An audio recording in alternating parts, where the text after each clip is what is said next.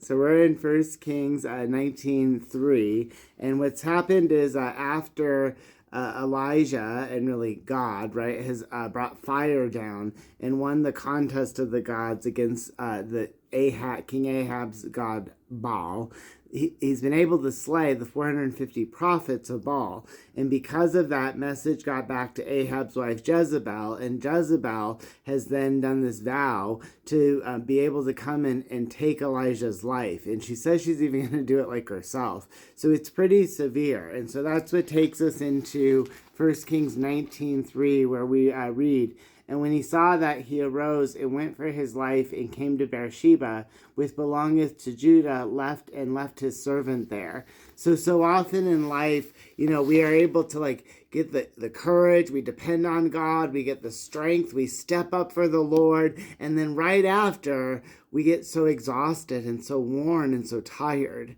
And why is that? Well, in 1 Peter, right, we're reminded, here, I've got it right here. 1 Peter, your adversary, the devil, prowls around like a roaring lion seeking to devour. 1 Peter 5:8.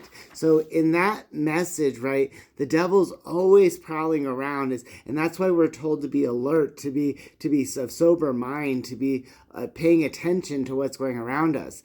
But that roaring lion may be seeking to devour, but he can't devour us. And so what is he doing then? Well, he's trying to wear us down, right? The message to us is you're not enough without, you're not enough, but you need Christ, right? But you can't do this. It's all against you. So right at that time when Elijah has taken the time to separate himself, to really depend on God, to love God beyond loving the law, to step up in faith, to pray, and to stand up in front of others to say, Yahweh is my God, and call down the fire, all of a sudden he feels defeated. And when we feel defeated, so sometimes we seek other people, and sometimes we move ourselves to isolation. And in this verse in 1 Kings 19:3, we see that he moves to isolation.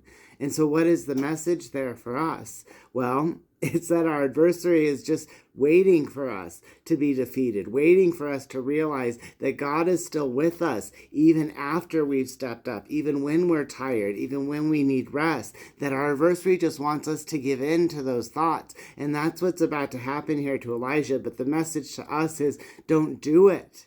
If you wait out the message, it will kill the messenger, because God is still with you in the moments on the mountaintop, but also in the valley when it's loud and when it's quiet. The Lord is always with you.